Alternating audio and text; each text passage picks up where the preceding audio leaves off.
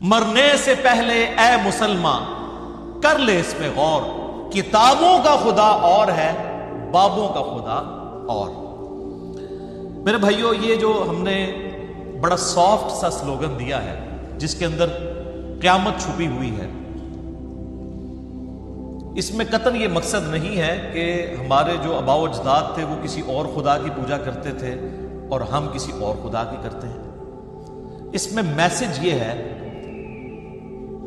کہ ہمارے آباء و اجداد نے، ہمارے بزرگوں نے اکثر اوقات ہمیں اس رب کا تعارف کروایا جس رب کی کوالٹیز ان چیزوں سے بالکل مختلف تھیں جو علم وحی کے ذریعے اللہ نے اپنے محبوب امام کائنات سید الاولین والآخرین شفیع المذنبین رحمت للعالمین سیدنا و مولانا امام اعظم محمد رسول اللہ صلی اللہ علیہ وآلہ وسلم کے ذریعے، کتاب اللہ اور سنت کے ذریعے ہمیں اپنا تعارف کروایا۔ یہ بالکل الگ ہے، ورنہ خدا تو سب کا ایک ہے۔ ہم مسلمان اسے اللہ کہتے ہیں، کوئی اسے بھگوان کہتا ہے، کوئی اسے خدا کہتا ہے، کوئی گاڈ کہتا ہے، اور کوئی سپریم بینگ یا سپر نیچرل ایجنسی کہتا ہے۔ اللہ سب کا ایک ہی ہے، الہ سب کا ایک ہی ہے۔ میرے بھائیوں، اللہ تعالیٰ نے جب ہمارے ماں باپ یعنی سیدنا آدم اور سیدہ حوا علیہم السلام کو اس زمین پر اتارا تو قصہ آدم اور ابلیس قرآن حکیم میں کم از کم 7 دفعہ ڈسکس ہوا۔ سٹارٹ ہی میں سورۃ البقرہ میں اللہ تعالیٰ نے جب قصہ آدم اور ابلیس کا ذکر کیا تو آیت نمبر 38 میں آتا ہے قُلْ اهْبِطُوا مِنْهَا جَمِيعًا فَإِمَّا يَأْتِيَنَّكُم مِّنِّي هُدًى فَمَن تَبِعَ هُدَايَ فَلَا خَوْفٌ عَلَيْهِمْ وَلَا هُمْ يَحْزَنُونَ وَالَّذِينَ كَفَرُوا وَكَذَّبُوا بِآيَاتِنَا أُولَٰئِكَ أَصْحَابُ النَّارِ هُمْ فِيهَا خَالِدُونَ۔ کہ ہم نے کہا کہ اے آدم اور اس کی اولاد، تم سب کے سب زمین پر اتر جاؤ، اب انتظار کرنا جب کبھی بھی کوئی ہدایت کی بات تم تک پہنچے میری طرف سے، یعنی انبیاء کی وحی کے ذریعے، تو جو اس کی پیروی کرے گا اسے قیامت والے دن نہ کوئی خوف ہوگا نہ کوئی غم، اور جو میری آیات کا انکار کریں گے، اسے جھٹلائیں گے، وہی ہوں گے اہل نار، اہل جہنم، ہمیشہ ہمیش اس میں رہیں گے۔ اللہم اجرنا من النار، اللہم اجرنا من النار، اللہم اجرنا من النار۔ تو کتابوں کی پیروی کا حکم ہے، بابوں کی پیروی کا نہیں، اور بابے بھی وہی قابل احترام ہیں جو کتابوں سے جوڑیں، اپنی پرستش نہ کروائیں۔ سورہ بنی اسرائیل میں آپ کو پتا ہے 10 کمانڈمنٹس آئی ہیں، اور اس میں بھی 9th کمانڈ جو سورہ بنی اسرائیل کی آیت نمبر 36 ہے، وَلَا تَقْفُ مَا لَيْسَ لَكَ بِهِ عِلْمٌ إِنَّ السَّمْعَ وَالْبَصَرَ وَالْفُؤَادَ كُلُّ أُولَٰئِكَ كَانَ عَنْهُ مَسْئُولًا۔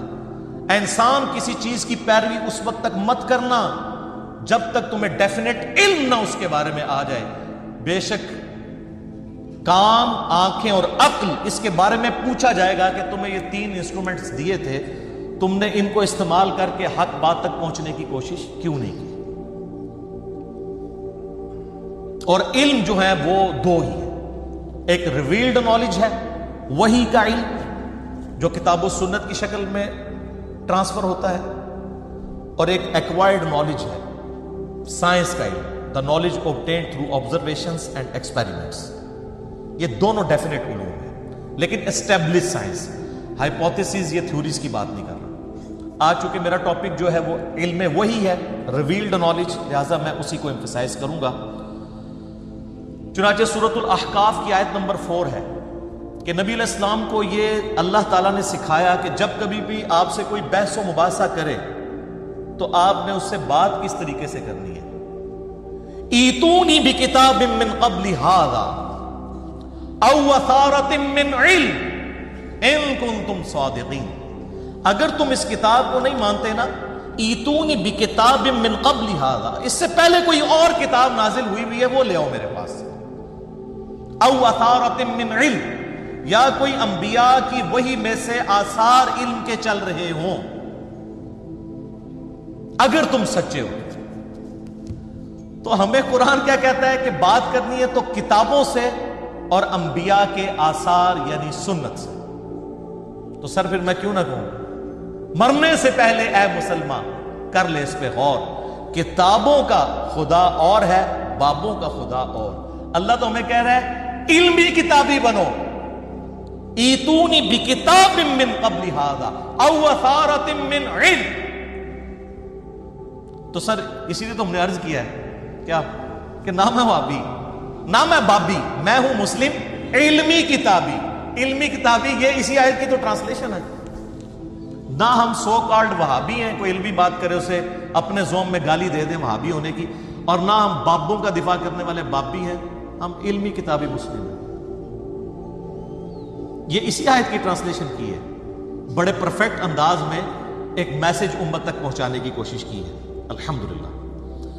میرے بھائیوں، اللہ کے محبوب صلی اللہ علیہ وآلہ وسلم نے پوری زندگی امت کو وحی کی طرف اس طریقے سے گامزن کیا کہ صحابہ کرام علیہم رضوان کے دل و دماغ میں یہ بات کوٹ کوٹ کے بھری کہ اپنا رابطہ وحی کے ساتھ رکھنا ہے. کیونکہ نبی علیہ السلام نے تو دنیا سے چلے جانا تھا. آپ علیہ السلام اپنے نائب کے طور پر علم وحی جو اللہ نے آپ کو دیا تھا کتاب و سنت کی فارم میں، وہ صحابہ کرام اور اہل بیت علیہم السلام اجمعین کے حوالے کر کے گئے. اس حوالے سے مجھے درجنوں احادیث فی البدی یاد ہے. ٹاپ آف دا لسٹ وہ حدیث جو صحیح مسلم میں ہے، جو روایت کی ہے امام محمد باقر بن علی بن حسین بن علی علیہ السلام اجمعین، جو امام حسین علیہ السلام کے پوتے ہیں. اور انہوں نے روایت کی ہے جابر بن عبداللہ سے، اور ان سے آگے حدیث سنی ہے امام جعفر جو امام باقر کے بیٹے ہیں، انہوں نے،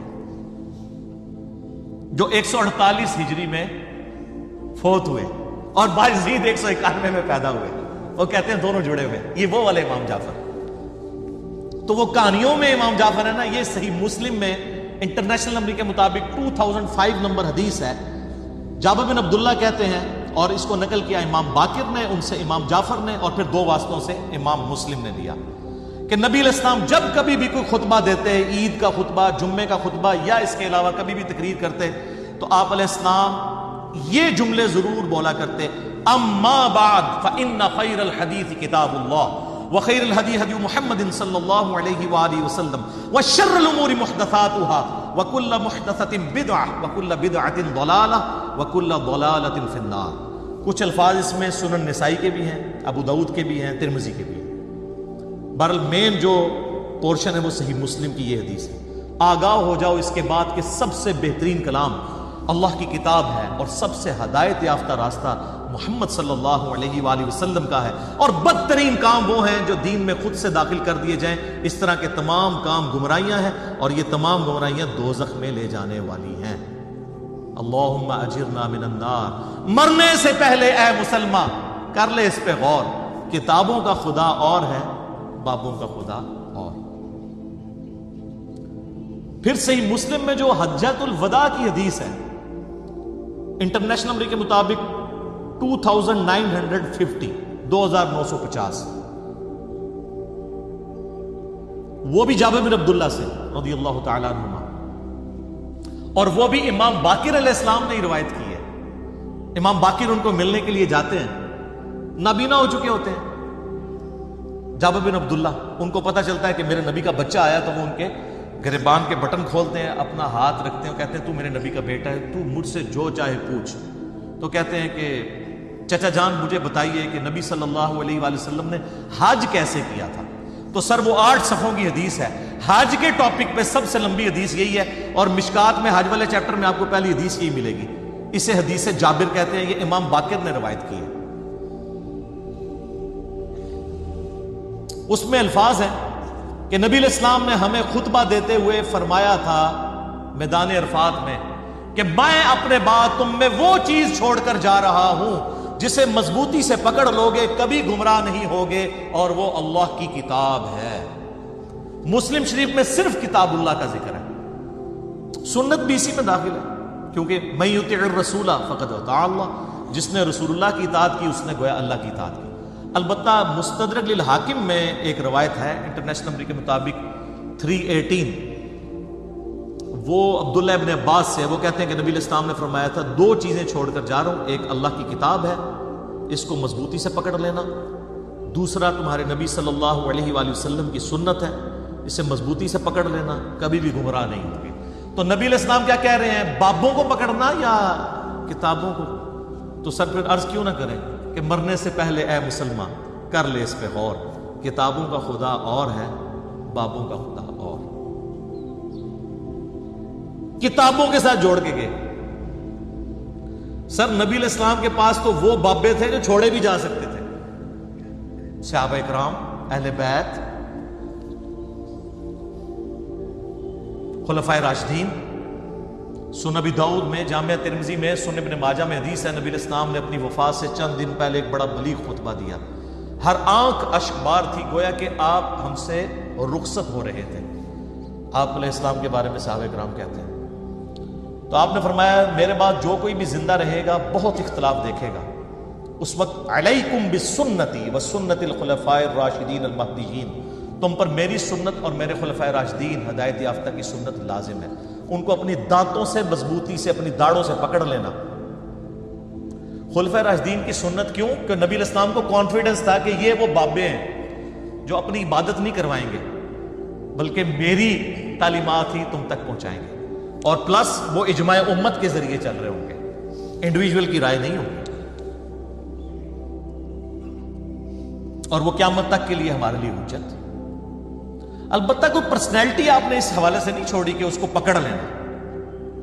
کیوں بھائی؟ نبی علیہ السلام کے 2 سال کے بعد سیدنا ابوبکر بھی فوت ہو گئے، 13 سال کے بعد سیدنا عمر بھی شہید، 25 سال کے بعد سیدنا عثمان بھی شہید، 30 سال کے بعد مولا علی بھی شہید، خلافت راشدہ ختم، اور آخری صحابی ابو طفیل عامر بن واثلہ المتوفا 110 ہجری، نبی علیہ السلام کی وفات کے 100 سال کے بعد آلموسٹ دنیا سے وہ بھی چلے گئے۔ آج 1441 ہجری ہے، آخری صحابی کو فوت ہوئے بھی 1331 سال ہو چکے ہیں۔ تو آپ کون سا ایسا بندہ چھوڑ کے جاتے ہیں جس کی عمر اتنی لمبی ہوتی؟ تو آپ نے ہمیں کتابوں کے حوالے کیا، بابوں کے حوالے نہیں۔ ہاں، وہ بابے ہمارے سر کا تاج ہیں جو ہمیں کتابوں سے جوڑیں، کیونکہ بابوں کی عزت کتابوں کی وجہ سے۔ اگر بابے کتابوں کے دشمن بن جائیں اور کہیں کتابوں سننا ڈائریکٹ نہ پڑھنا گمراہ ہو جاؤ گے، تو ایسے بابوں کو چاٹنا ہے، یہ تو دشمن ہے۔ اور وہ یہ بابے ہیں ہمارے امام، جنہوں نے اپنی کوئی بات نہیں، ہمارے محبوب صلی اللہ علیہ وآلہ وسلم کی تعلیمات من و عن ہم تک پہنچائی، الحمدللہ۔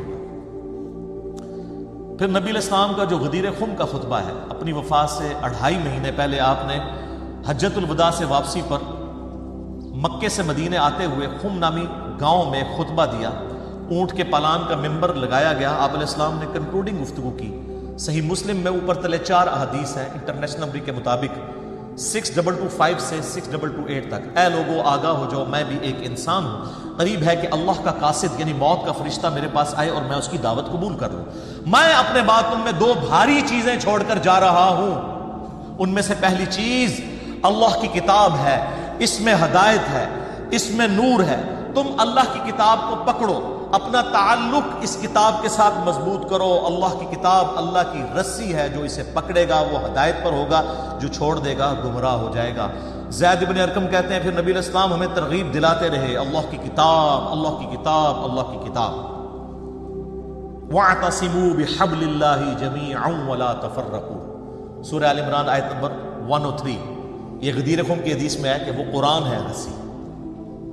اور پھر فرمایا دوسری بھاری چیز میرے اہل بیت ہے، میں اپنے اہل بیت کے معاملے میں تمہیں اللہ کا خوف دلاتا ہوں، میں اپنے اہل بیت کے معاملے میں تمہیں اللہ کا خوف دلاتا ہوں، میں اپنے اہل بیت کے معاملے میں تمہیں اللہ کا خوف دلاتا ہوں۔ لیکن امت بالکل الٹ چلی، نہ قرآن کو پکڑا اور نہ اہل بیت کو چھوڑا، یعنی سب کو شہید کر دیا، بالکل الٹ امت چلی۔ اللہ کے فضل سے یہ وہ پلیٹ فارم ہے جس پلیٹ فارم سے قرآن کی توحید اور عقائد بھی بیان ہو رہے ہیں اور اہل بیت کا دفاع بھی ہو رہا ہے۔ سب نے لولی لنگڑی قسم کی تعلیمات لی ہوئی ہیں، یہ پرفیکٹ تعلیمات چل رہی ہیں، میری تعلیمات نہیں.